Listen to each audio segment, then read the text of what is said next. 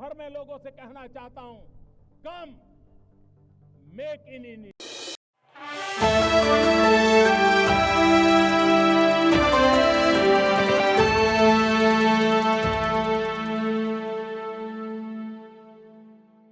धन्यवाद संजय मयूख जी। सभी पत्रकार बंधुओं को नमस्कार। जैसा पिछले कुछ दिनों से हम सब ने देखा है, एक तरफ संविधान की, सत्य की और भारत की जनता की सच्चाई की ताकत है, और दूसरी तरफ एक अराजकता का विध्वंस करने वाला राहुल गांधी का मॉडल, जिसमें संवैधानिक संस्थाओं पर बेबुनियाद आरोप लगाना, जब आरोप का प्रमाण मांगा जाए तो भाग जाना, हलफनामा मांगा जाए तो शपथ पत्र पे नहीं दूंगा लेकिन झूठ पूरा बोलूंगा, हर जगह अराजकता फैलाता हूं तभी तो राहुल कहलाता हूं। और जो तथ्य सामने आए, ये भारतीय जनता पार्टी की जिम्मेदारी भी बनती है कि संविधान का पालन करते हुए जो आरोप तमाम विपक्षी दल लगा रहे हैं, वोट चोरी हो रही है, ईवीएम खराब है, वीवीपैट से मिलान ठीक नहीं होता है, तो आखिर सबसे पहले तो एक सवाल उठता है, कृपया करके राहुल गांधी जी, ये प्रेस वार्ता खासकर आपके लिए है, और तेजस्वी यादव जिनके पास 2 एपिक कार्ड नंबर मिले थे उनके लिए है। अगर दमखम हो तो उत्तर जरूर दीजिएगा। महाराष्ट्र की बात कर रहे थे राहुल गांधी जी, और राहुल गांधी जी ने कहा, और तारीख नोट करिएगा, 3 फरवरी 2025 लोकसभा के पटल पर सिर्फ 5 महीने में ही मतदाताओं की संख्या लगभग 70 लाख बढ़ा दी गई। यह है 3 फरवरी 2025। 7 फरवरी 2025 प्रेस कॉन्फ्रेंस करके कहते हैं, महाराष्ट्र के विधानसभा चुनाव में जो 39 लाख लोग थे, यह संख्या बढ़ा दी गई है 39 लाख। और 9 जुलाई 2025 बिहार में क्योंकि चुनाव होने वाले हैं, तो पटना जाकर कहते हैं कि महाराष्ट्र चुनाव में वोटरों की संख्या 1 करोड़ बढ़ा दी गई, 1 करोड़। तो मैं जानना चाहता हूं कि लोकसभा में, राज्यसभा में जो भी आप वक्तव्य देते हैं, यह रिकॉर्ड का हिस्सा होता है। 3 फरवरी को राहुल गांधी जी ने कहा 70 लाख वोट बढ़े हैं महाराष्ट्र में, लेकिन 9 जुलाई 2025 बिहार में कहते हैं कि 1 करोड़। पहले तो यह बताइए कि यह कहना क्या चाहते हैं आप। दूसरा, चुनाव आयोग कहता है आप हमसे आइए, बातचीत करिए, कहते हैं नहीं, हमें नहीं करनी, हम तो सड़क पे बेबुनियाद आरोप लगाएंगे। हलफनामा मांगा जाता है तो मना कर देते हैं। अब देखिए, जो आज प्रेस वार्ता का मुख्य बिंदु है, जब न्यायालय जाता है मामला, जब साक्ष्य देने होते हैं, हलफनामा देता है कोई याचिकाकर्ता, तो क्या होता है। आज मुख्य मुद्दा यह है। तो मैं आपको बता दूं, सर्वोच्च न्यायालय में कल ऐसी एक याचिका आई जिसमें कहा गया, और मैं शीर्षक पढ़ देता हूं, supreme court dismisses petition challenging 2024 Maharashtra assembly elections over alleged bogus voting. यह कल का आदेश है। एक याचिकाकर्ता गया, उसने कहा महाराष्ट्र में बोगस वोटिंग हो रही है और एक आरोप यह लगाया 75 लाख बोगस वोटर्स 6 बजे की जो एक समय सीमा थी उसके बाद वोट करते हैं। तो सर्वोच्च न्यायालय ने बिल्कुल स्पष्टता से कहा कि इस याचिका में दम नहीं है और उसको निरस्त किया। पहला, ऐसे ही जून 2025 में बॉम्बे हाईकोर्ट में यही याचिकाकर्ता गए थे और याचिकाकर्ता ने कई ऐसे निराधार आरोप लगाए। उन्होंने कहा 95 ऐसी कॉन्स्टिट्यूएंसी हैं जहां पे गड़बड़ी हुई है। तो 2 न्यायाधीशों की खंडपीठ ने इस याचिका को निरस्त किया और एक बात जो कही, ये कुछ शब्द हैं, ये जो पिटीशन लगाई है ये बहुत ही कैजुअल तरीके से लगाई है, लापरवाही है इसमें। उसके बाद जो कहा कोई भी टैंजिबल मटेरियल नहीं है हमारे सामने जिससे यह कहा जा सके कि बोगस वोटिंग हुई है या निष्पक्ष चुनाव नहीं हुए।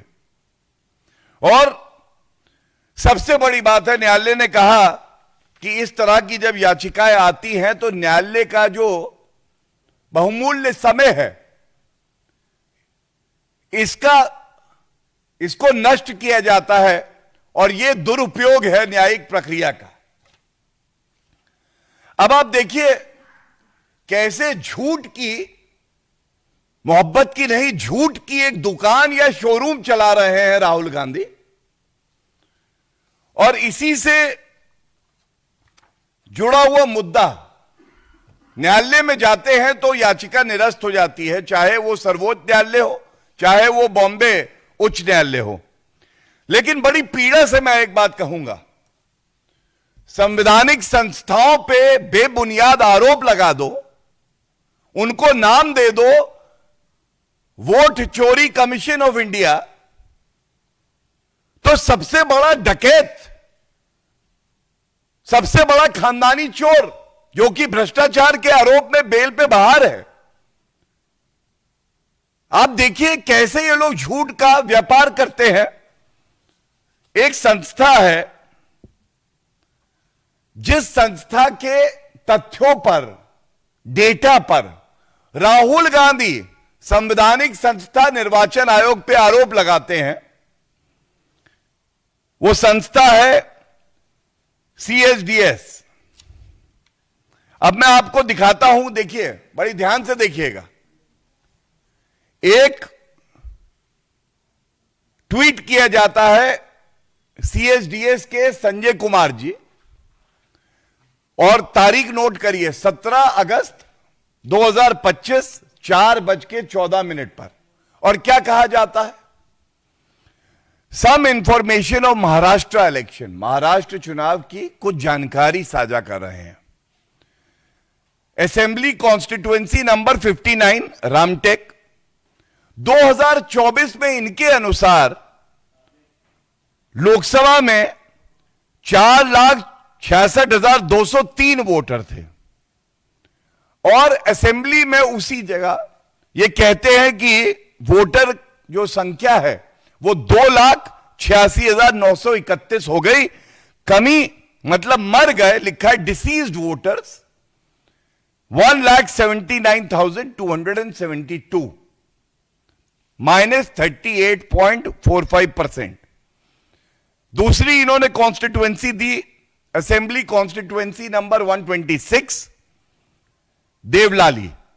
Number of voters in 2024 Lok Sabha 4,56,072, assembly constituency में घट गए 2,88,141। और कहते क्या है? Decrease voters 1,67,931, 1,67,931 down by 36.82%। सब अचंभित रह गए, ये कैसे हुआ, सवाल उठने लगे।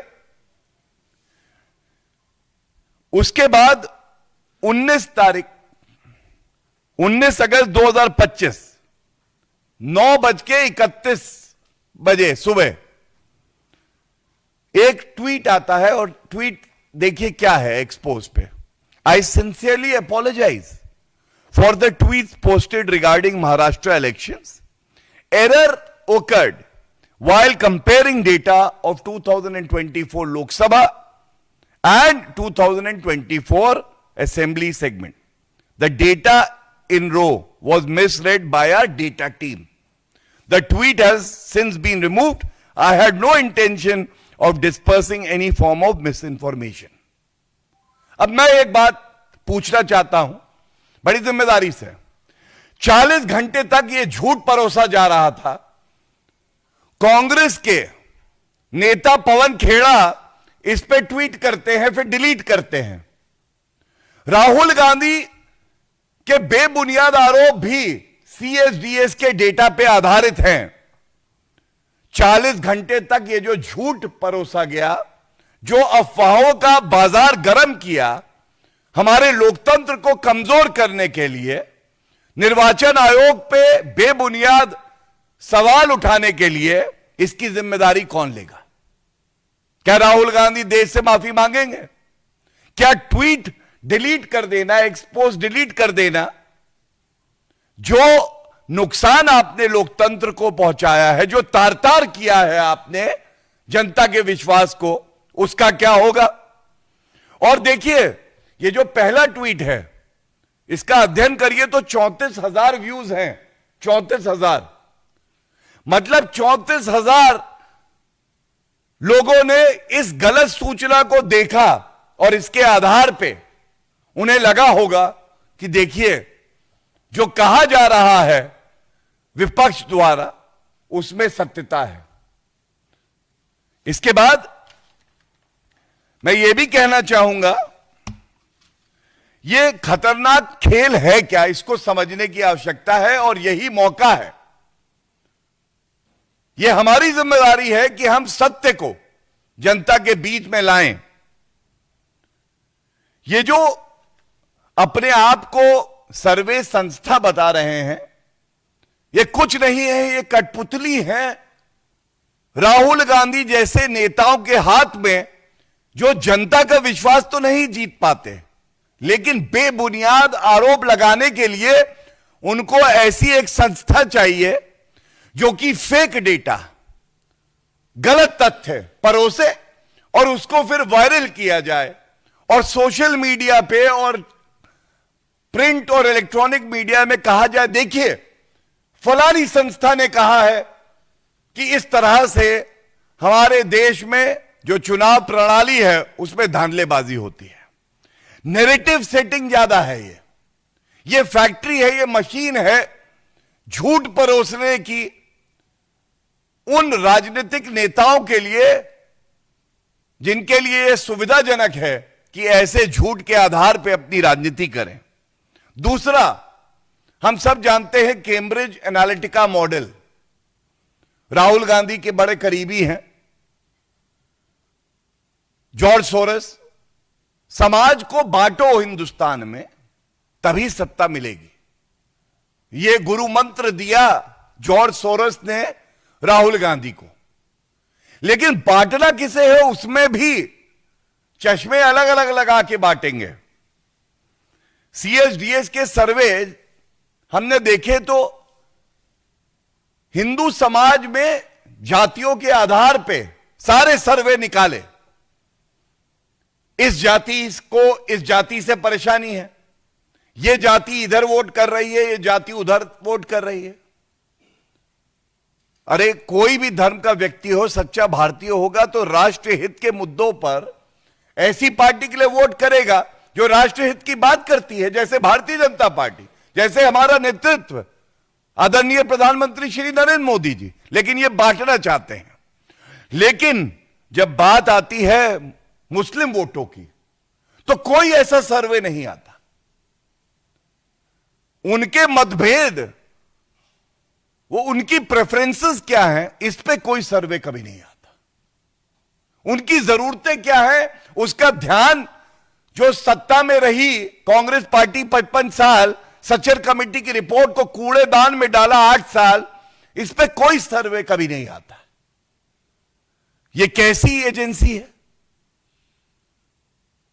ये सोचने की बात है। और this amounts to criminal negligence. ये एक अपराध कर रहे हैं और ये कहना गलत नहीं होगा। इस मुद्दे को पुरजोर तरीके से भारतीय जनता पार्टी उठा रही है और आगे भी we will take it to its logical conclusion. तीसरी बात, जैसा मैंने कहा, जॉर्ज सोरोस, फॉरेन फंडिंग इसलिए आती है कि भारत का जो चुनाव है उसमें हस्तक्षेप करें, और वो पार्टियां जो कि राष्ट्रीय हित के विपरीत काम करती हैं, हमारी सेना पे सवाल उठाती हैं। जैसे राहुल गांधी ने कहा कि भारतीय सेना, जो कि पूरे विश्व में सबसे शौर्य वाली सेना है, वो चीनी सेना से पिट गई। ऐसी ताकतों को मजबूत किया जाए और जो राष्ट्रवादी ताकतें हैं, जो केवल देश हित की बात करती हैं, उन्हें कमजोर किया जाए। यह इनका एजेंडा होता है। और ये जो 2 उदाहरण मैंने आपको दिए, संक्षिप्त में अगर रख दूं अपनी बात, न्यायालय जाते हैं तो मुंह की खाते हैं, क्योंकि प्रमाण, साक्ष्य, हलफनामे, बयान, सबको विश्वसनीयता के तराजू पे तौला जाता है। और हाईली ट्रेन्ड जुडिशियल माइंड्स, जो हमारे देश की न्यायपालिका है, जो सबसे भरोसेमंद है, वो देखती है कि ये जो आरोप लगाए जा रहे हैं इनमें दम है या बेबुनियाद है। वहां ये लोग मुंह की खाते हैं। और दूसरा, जो एजेंसियां इनके झूठे नैरेटिव को बल दें तो उसे कहीं ना कहीं से ये उठाते हैं, समर्थन देते हैं, और ये एक दूसरे का पर्याय हैं। ढोंगी राहुल और ये झूठी एजेंसियां, अगर ये शीशे में एक दूसरे को देखें तो चेहरे बिल्कुल एक जैसे हैं, जुड़वा भाई हैं ये, और ये चिंता का सबब है। इस प्रेस वार्ता के माध्यम से मैं ये जरूर कहना चाहूंगा कि हर नागरिक को संविधान ये हक देता है कि वो अगर सहमत नहीं भी है किसी भी संवैधानिक संस्था से तो अपनी बात व्यक्त करे। लेकिन डॉक्टर BR अंबेडकर जी ने कहा था, जब भारत को संविधान दिया, अब जो हमें समाधान का रास्ता खोजना है वो संविधान के तहत और जो न्याय प्रक्रिया है उसके तहत खोजना है। इसीलिए न्यायपालिका है। और चिंता की बात यह है, सर्वोच्च न्यायालय में SIR, बिहार में हमने देखा, इन्होंने उठाया सर्वोच्च न्यायालय में, 5 बार सुनवाई हुई। मैं स्वयं कोर्ट में सुनवाई में भागीदार था और सर्वोच्च न्यायालय ने रोक नहीं लगाई। और अगर रोक नहीं लगाई तो क्या ये जो विपक्षी दल है इनकी आस्था आज निर्वाचन आयोग को तो ये अपशब्द कहते ही हैं, सर्वोच्च न्यायालय में भी नहीं। ये चिंता का सबब है। और इस मुद्दे को हम लोग आगे भी पूरी मजबूती से उठाते रहेंगे। और ये जो ढोंगी हैं, अराजक तत्व हैं, जो अपने आप को नेता प्रतिपक्ष कहते हैं, लेकिन दुर्भाग्य है देश का कि ये संविधान को तार तार करते हैं, संवैधानिक संस्थाओं पे झूठे आरोप लगाते हैं, इनका जो घिनौना चेहरा है वो जनता के समक्ष रखते रहेंगे। बहुत बहुत धन्यवाद। दोष सिद्ध हो, जो व्यक्ति भ्रष्टाचार के आरोप पर बेल पे बाहर हो, जिस व्यक्ति पर माननीय सर्वोच्च न्यायालय ने टिप्पणी करी हो कि कोई देशभक्त भारतीय सेना का मनोबल तोड़ने के लिए ऐसा बयान नहीं दे सकता है, उसके बयान का वजन कितना है। और वो कहते हैं सरकार बनेगी, भारत की जनता कहती है आदरणीय प्रधानमंत्री श्री नरेंद्र मोदी जी देश को नई ऊंचाइयों पर ले जा रहे हैं और अगले कई दशक तक ये तो सरकार बनाने की बात करते हैं, जनता को यकीन है कि ये नेता प्रतिपक्ष भी नहीं रहेंगे, ये कांग्रेस पार्टी को समाप्ति की तरफ ले जा रहे हैं।